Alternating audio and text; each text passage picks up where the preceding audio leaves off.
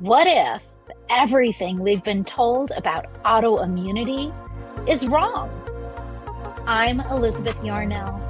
After awakening partially blind one morning in 1999, a doctor told me my multiple sclerosis would put me in a wheelchair within 10 years.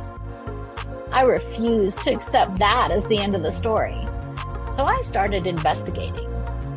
Welcome to the Inflammation Investigator, the podcast that uncovers the inflammation lurking underneath your ailments.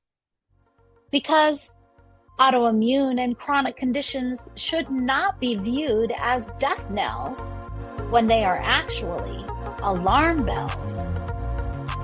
I'm a traditional naturopath and founder of the Inflammation Academy. And in 2 episodes every week, we dig into what conventional medicine might be missing. If you're living with chronic or unexplained symptoms, this investigation is for you. Your body has been trying to tell you something. Let's start listening.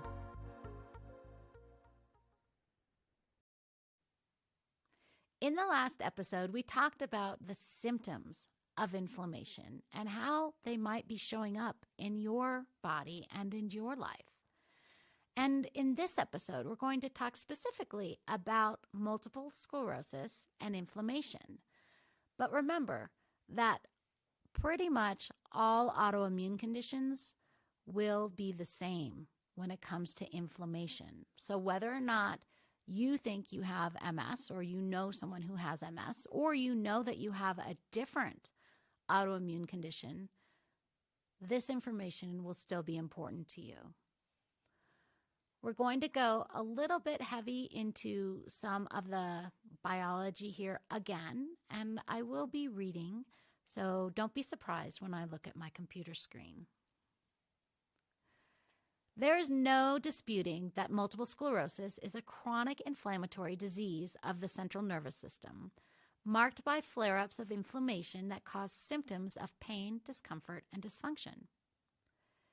Inflammation is at the foundation of a case of MS, and it is inflammation and the damage it does to the myelin sheaths surrounding nerves that interrupts brain communication signals, resulting in a loss of normal motor or sensory functions.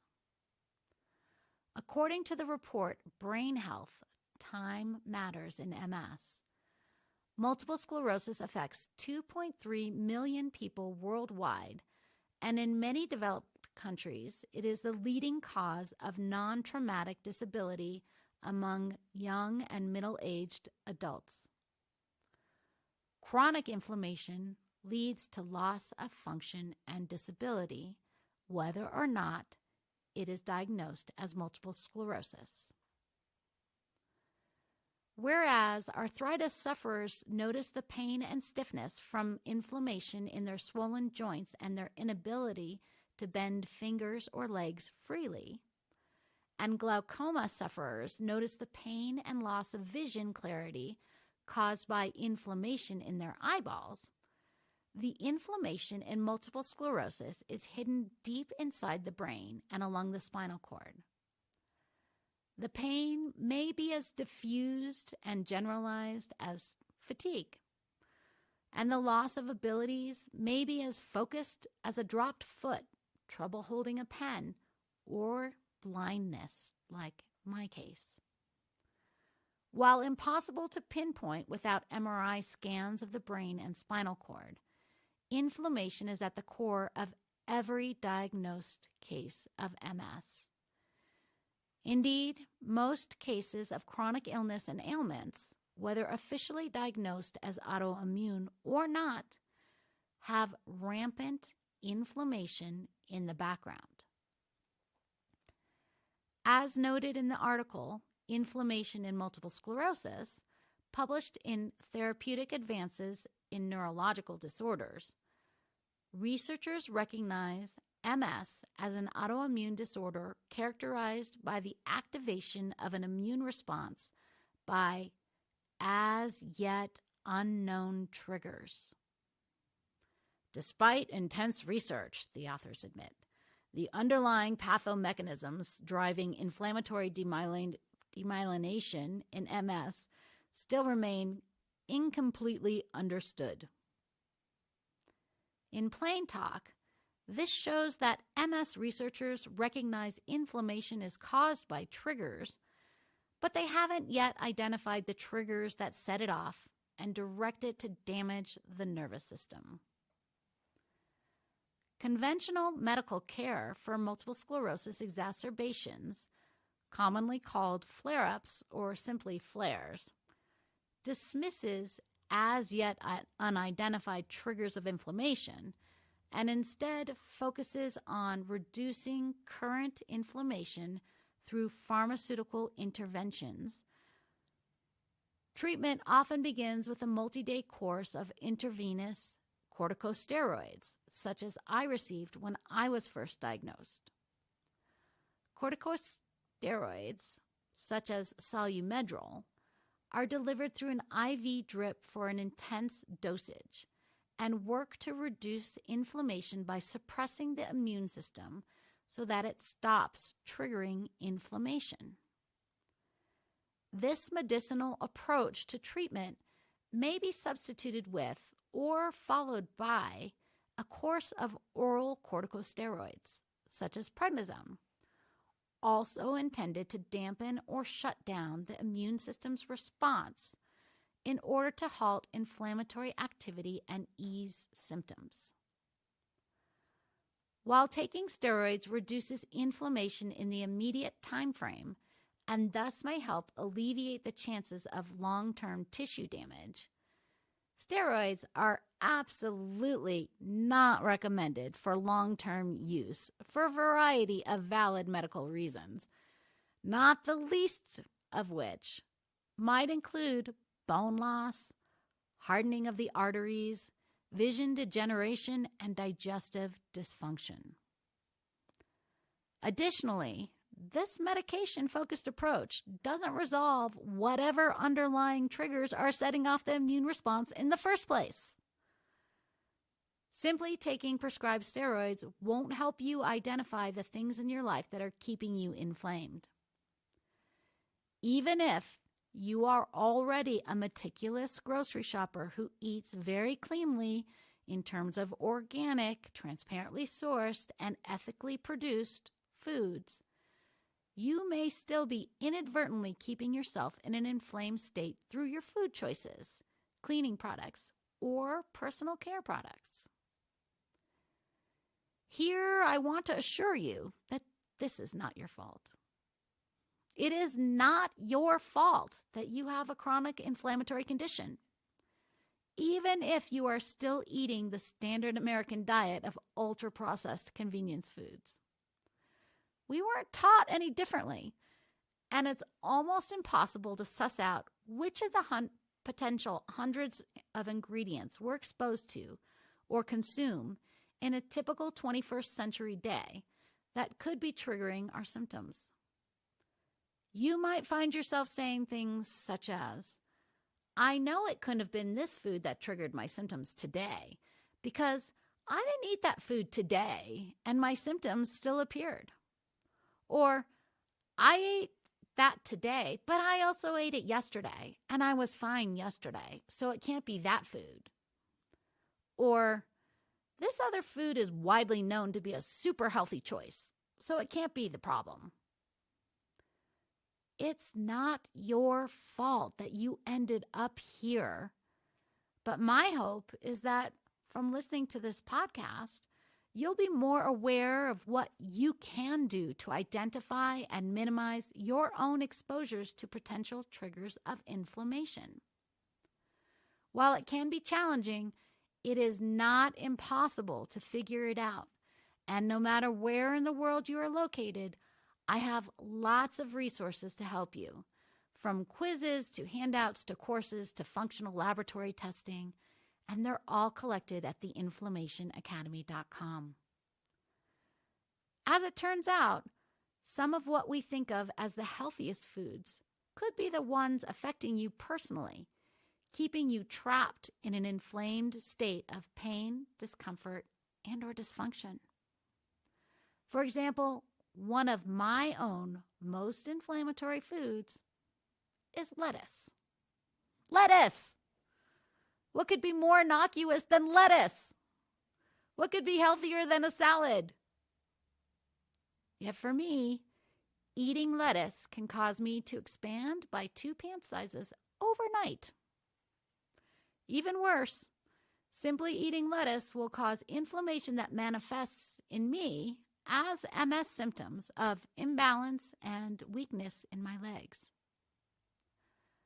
I first learned that I was reactive to lettuce more than a decade into my MS journey when I took the mediator release test, the MRT, and lettuce was rated reactive in my results.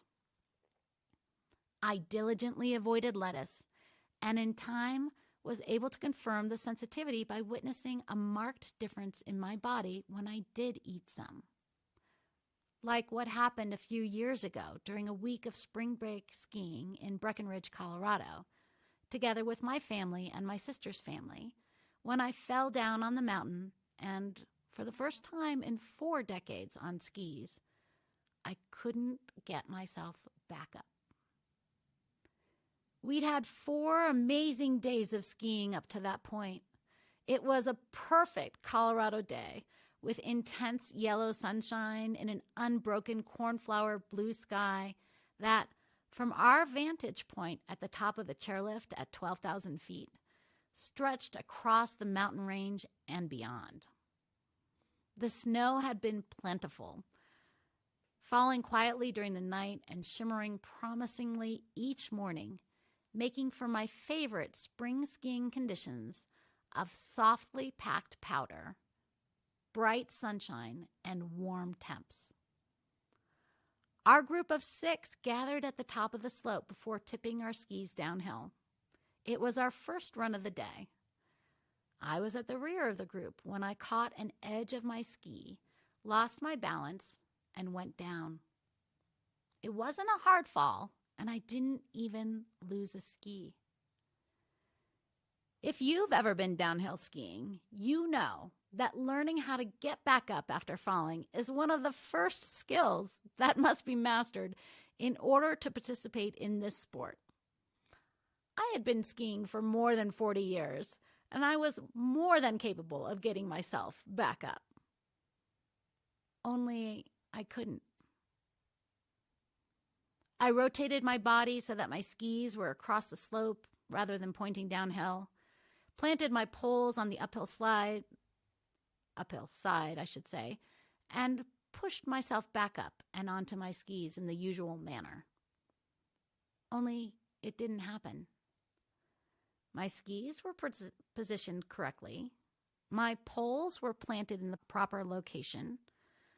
But suddenly it seemed my legs were too weak. I sat back, reviewed the procedure in my head, adjusted my skis and my poles to try again. Nope. I was not even close to successful. Now I was starting to tire. Fortunately, after some 10 or 20 minutes of struggle, just as I was starting to panic, a large man skied up and asked if I needed help. I don't remember exactly what was said, but I must have accepted his offer because he literally picked me up from the snow as if I were a child and set me back up on my skis and then skied away. I will be forever grateful to that kind stranger. Were it not for his help, I could have been stuck sitting in the snow on the side of that mountain for much, much longer. Back up on my skis, however, I immediately realized that I felt unsafe. Standing upright, my legs felt like jelly. Even though I had been skiing all over the mountain for the previous 4 days, and this was a run I knew very well, I had a flash of certainty that I needed to get off this mountain, off my skis, and off my feet as quickly as possible, or the next fall would be much worse. Cautiously, I eased myself down the hill, cradling my left thumb, which had been stretched backward when I fell. I felt like I had lost my mojo, my sense of myself. My legs were shaky and wobbly. I spent the rest of the day curled up in bed with an ice pack on my thumb, mystified as to why I was suddenly feeling so incapacitated when I had felt so strong and able the day before. When the others came back to the condo at the end of the day, I dragged myself out of bed and began pulling food from the fridge to assemble dinner for the group. I set a bowl of salad left over from the night before on the counter and stared at it for a full minute before it dawned on me. Oh no, lettuce. Lettuce! A friend had joined us for dinner the night before, and she had brought over a big, beautiful salad. It had looked so appetizing and gorgeous, and in the excitement of the moment, I had forgotten how lettuce triggers inflammation for me. I did not ski again that week. The damned inflammation had robbed me of my vacation. But fortunately, simply by returning to my regular anti-inflammatory habits, I felt like myself again within a few days. Just because lettuce is inflammatory for me, however, doesn't mean that lettuce is inflammatory for you. Inflammatory triggers are unique to each of us, and what might be inflammatory for me might be just fine for you, and vice versa. But if inflammation can be triggered by something as elemental as lettuce, what chance is there for identifying your own triggers and becoming uninflamed? It can be difficult, but rest assured that it is doable. Conventional wisdom tells us that 8 out of 10 MS patients will experience significant impairment within 10 years of diagnosis. Conventional medicine tells us that autoimmunity is idiopathic, or of unknown origin, meaning that doctors really don't know why some people become autoimmune while others don't. Conventional thinking tells us that autoimmunity is incurable and that our only options for finding enough relief to cope with day-to-day life is from pharmaceutical drugs with questionable side effects. Conventional thinking wants us to believe there's no option for long-term relief beyond artificial suppression of the immune system and/or pain management. And with any path that includes drugs to manage pain, possible addiction is added to the list of risky side effects. Although there's no cure for MS, therapies exist that can alter the disease course by reducing disease activity and slowing down the trajectory of disability. As the founder of the Fight MS with Food project, my team at the Inflammation Academy and I have been looking at the effects of a customized anti-inflammatory diet and other protocols on the progression of multiple sclerosis in already diagnosed patients. Since 2008, our goal is to halt the downhill slide of the typical MS patient by identifying and eliminating inflammatory triggers in both their diet and environment. Chronic inflammation happens when we are continually exposed to external triggers such as foods, chemicals, parasites, mold, heavy metals, or other substances that incite the immune response and cause inflammation in the body. Remember that every autoimmune disease, including multiple sclerosis, is characterized by chronic inflammation. Therefore, taking steps to identify and remove your triggers and thus avoid the inflammatory response to begin with should result in a life with fewer symptoms of pain, discomfort, or dysfunction. This is the foundation of anti-inflammatory disease management, and I believe these practices should be at the core of every healing journey. helplessly waiting for someone else to swoop in with a cure for what is eating away at your own body and destroying your own life, creates a ripe environment for feelings of victimhood and despair. Anti-inflammatory disease management is not a cure, but it does empower each of us to take actions to improve our own life. Anti-inflammatory disease management is a lifestyle of heightened awareness to potential threats and proactively striving to identify and avoid the triggers that activate inflammation in our own body. Anti-inflammatory disease management should be practiced whether or not you are taking a disease modifying therapy, a DMT, as you still need to eat and live in this world. If that sounds impossible and overwhelming, then please take a slow, deep breath and imagine what life would be like if you could reclaim control over your body. Picture living a life of your choosing, not hostage to a body that's inflamed and full of symptoms. Awareness plus sustained commitment, sprinkled with targeted efforts, can make this a reality for anyone wishing to rid themselves of the symptoms of chronic inflammation.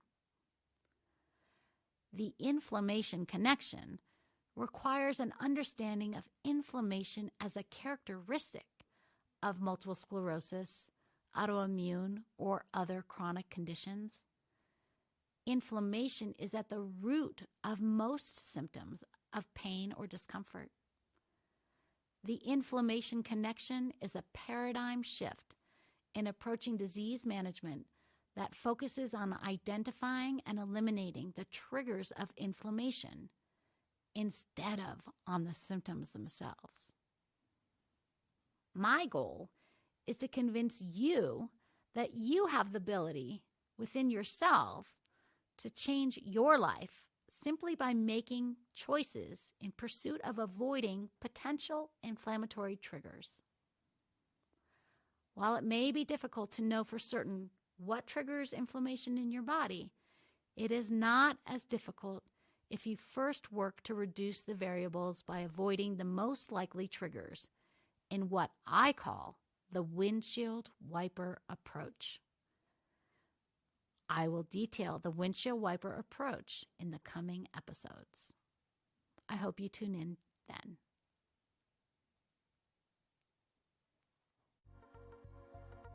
And that's another case filed on the Inflammation Investigator. Remember, every symptom is your body's way of communicating. We just need to learn the language. If today's episode sparked something for you, I want to hear about it.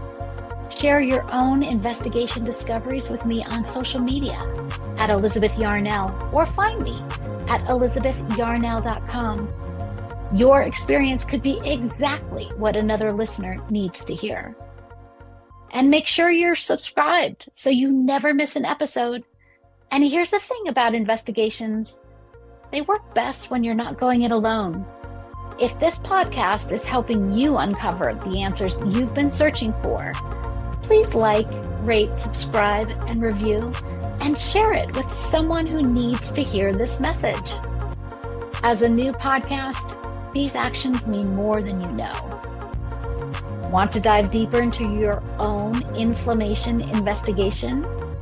Head over to inflammationinvestigator.com, where you can take my free inflammation quiz to uncover which hidden triggers might be affecting your health.